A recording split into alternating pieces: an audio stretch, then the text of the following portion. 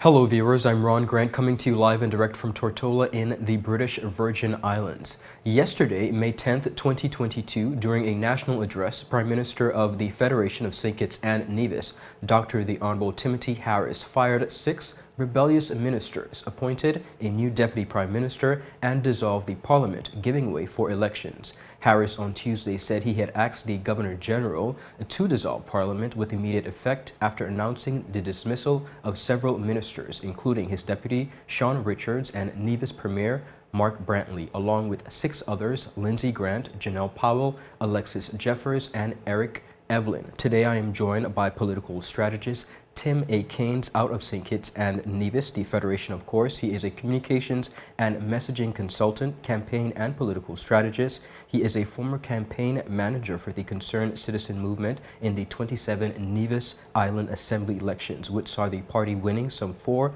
out of 5 seats on Nevis. We're going to discuss exactly what led to this event with Sir Caines right after a quick commercial break. We'll be right back. Yo, everything good, Dad? Why? This thing got me one way, Daddy. What do you mean? Ever since I hook up with this thing, can't eat, I can't sleep. This is the first thing I touch it when I reach home. What do you really? Hey, this ain't like you know. Dad, this thing got me staying home, keeping out that trouble me. Wow. What your name is? Shit, I talking about my CCT life. Don't worry about missing your favorite series, sports, news, and local programming. Come to CCT today and sign up for CCT Live to access over 80 channels. CCT Live. Bring it home. 1 month free trial, turn into 5. 5 months turn into, well, you know I hustle. I watching ball. I even watching football. Dad, Nickelodeon, Paw Patrol. I am hooked. Hook, I tell you. Viewers, welcome back and thank you so much for sticking with us. As promised, I am joined by Timothy A. Caines out of the Federation of St. Kitts and Nevis. As mentioned before, Timothy is a political strategist and a former campaign manager. Mr. Caines, I want to thank you so much for your time. Welcome to 284 Media. Thank you, and thank you for having me. It's an absolute pleasure. Now, as mentioned before, the Honorable Dr. Timothy Harris yesterday in a National Assembly address literally fired 6 members outside of the situation that has been essentially spurring. Before we get into the actual dismissal, I want to piggyback and take a couple of steps backwards before we get into that. What exactly would you say would have led to this decision, in your professional opinion? The situation has been brewing for some time, it seems, from recent utterances from ministers on both sides, if you want to call it that. Obviously, the general population was not aware of some of the misgivings or problems that seems to have been happening for several months now. We became aware mostly at the convention of the People's Action Movement a couple of months back, where certain things were said by the leader of the Consensus Movement and the leader of the People's Action Movement, which gave the general public a sense that all was not well within Team Unity. Since then, I think it's obvious that things have spiraled downwards. There were attempts made at reconciliation, demands made from both sides, but at the end of the day, it seems as if things weren't able to come to an amicable conclusion. Thus, we see the culmination in what happened on yesterday. Understood. Now, earlier, of course, we would have all known about a motion that was presented. Did that motion of no confidence by the 6 ministers that were signed by the 6 ministers, did that motion ever make it to the Attorney General as was supposed to happen? To the speaker, yes, it was sent to the speaker, but it was not set for tabling. I think Okay. under the workings of the parliament, the new to immediate administration a few years back had put into a mechanism where any motion had to be tabled within 21 days.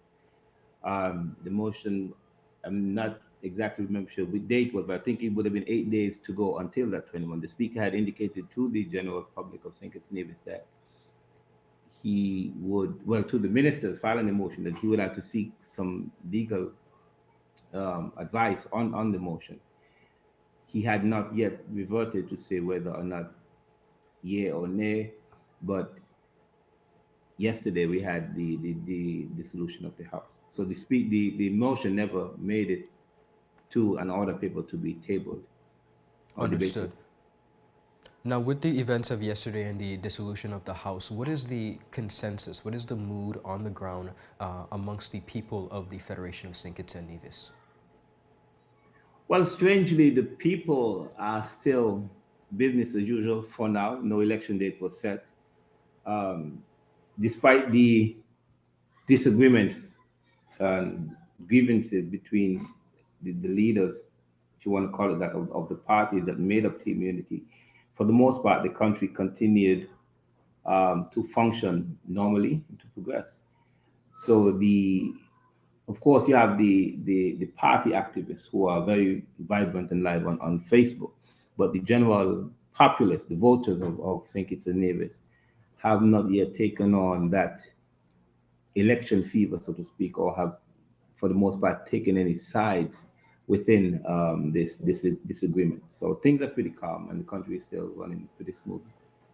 I'm happy to hear. With the dissolution of the House and no election date, of course, set, is there a specific time frame in which the election has to be called that you are aware of? Yes, once the House dissolves, it has to be called within 90 days. Anytime within the 90 days, the Prime Minister, under our Constitution, would advise the Governor General of an election date, and it would be set. Whether it's 3 weeks down the road or 3 months down the road, I think the minimum is a 19-day notice. So once the writ is given, it can be shorter than 19 days. But in any event, it can't be longer than 90 days from the dissolution of Parliament. Understood. Now, with this political upset, what do you think we will be able to see across the region from the Federation of St. Kitts and Nevis as it pertains to the persons who will be choosing to run for office, particularly because this coalition government has now obviously fallen apart? What do you think will be the next step with some of these very members that have been fired from Dr. Timothy Harris and the Unity government? Well, what is likely to happen, all of the members who were fired yesterday would be running for the respective parties. Um, there is no reason to believe that there would be any change. You have the two parties, the Concerned Citizens Movement and the People's Action Movement. The Honorable Mark Brantley, leader, Honorable Alexis Jeffers, Honorable Eric Evelyn. One would assume reasonably that they would be the candidates in the upcoming election. And the same for the People's Action Movement, the Honorable Sean Richards, the Honorable Lindsey Grant, and the Honorable Janelle Powell. It would be far-fetched to think that parties would try to replace pretty much, well, who were up until yesterday sitting ministers within such a time frame. Remember again that even though it's a 3 month maximum, it doesn't have to be 3 months. It could be Correct. as little as 3 weeks.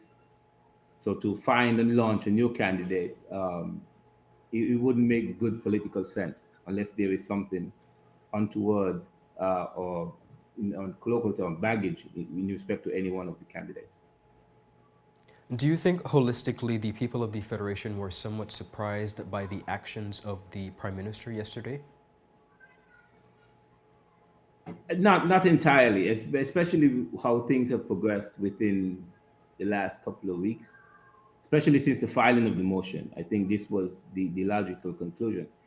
Maybe some people would have thought that he wouldn't have actually fired them from his cabinet, but rather just dissolve the House and then go into fresh election.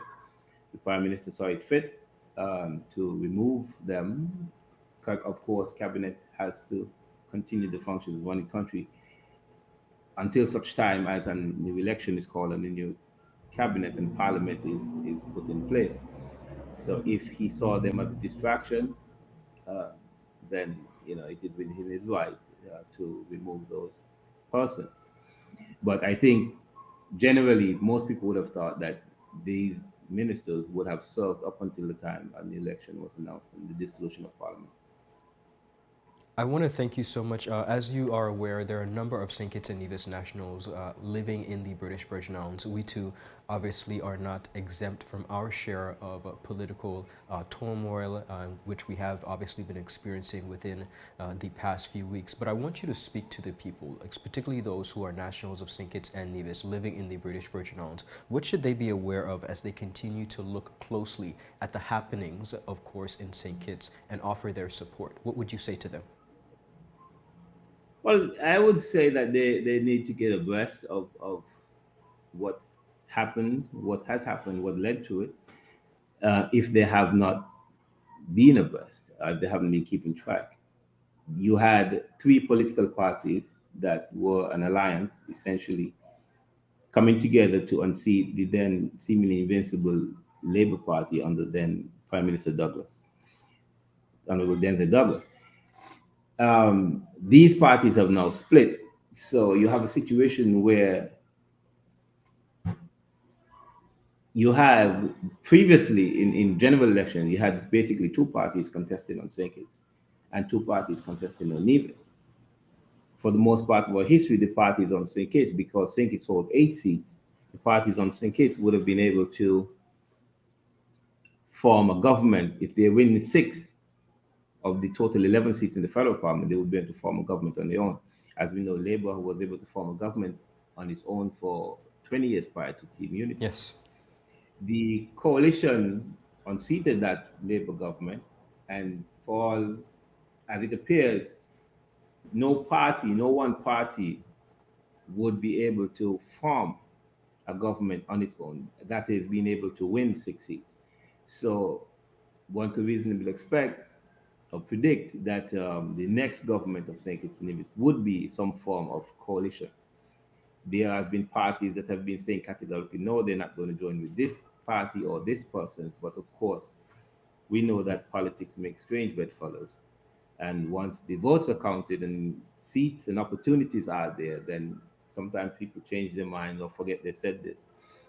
But reasonably, the people in the BVI should look to see who they think is best suited to continue moving St. Kitts and Nevis forward. Because we got, despite the split of the three parties, the country has made significant progress over the last 7.5 years under the Team Unity administration. I personally believe that there are the issues that were publicized, which caused this split, could have been worked out. But sometimes, if people are unmoving, then you have this kind of result. But I expect that people living in Biva and elsewhere will be called upon by their respective parties if they are supportive of a particular party. We know that the People's Labour Party is a relatively new party being formed some 7 years ago, and would not expect that they would have much of an overseas base. But we know, for example, the People's Action Movement, this St. Kitts Nevis Labour Party, and on Nevis, this Consensus Movement and the Nevis Reformation Party has significant number of supporters overseas. So the consideration should be to really get abreast and in returning home, if you choose to do so, to exercise your franchise, to elect a government that would run the affairs of St. Kitts for the next 5 years, then you would really get to know the issues and make a determination as if you were living here. A lot of the times we have people that come in and they vote, but they don't have to live with the consequences of their vote. That is true. So as for and the persons who are here are left holding the bag, so to speak. A lot of the time, the overseas voters, as we call them, make the difference. Sometimes one seat, which actually makes the difference in the government. So my plea to them would be to really to consider and make a decision based on in the thinking that you are actually living here and have to live with the consequences of the vote. I absolutely understand. Mr. Caines, I want to thank you so much for your time, and I do continue to wish you and the people of the Federation of St. Kitts and Nevis the absolute best. Of course, we will continue to be in touch with you on the ground to see exactly the happenings of the Federation. Thank you so much for your time. Thank you. Happy to be here, and I'm available whenever you need. And I want to also extend my best wishes for you and the people of the BVI in the hurdles that you're now experiencing in your own situation, and hope that everything works out for the best for you and the Thank you people so of the much. BVI. Thank you. We truly appreciate that. Viewers, that is all the time we have. Of course, we will keep you posted. Lots going on, not only in the BVI, but across the region, and we're making sure that you are informed. Ron Grant for 284 Media. Have a good rest of the day. Bye-bye.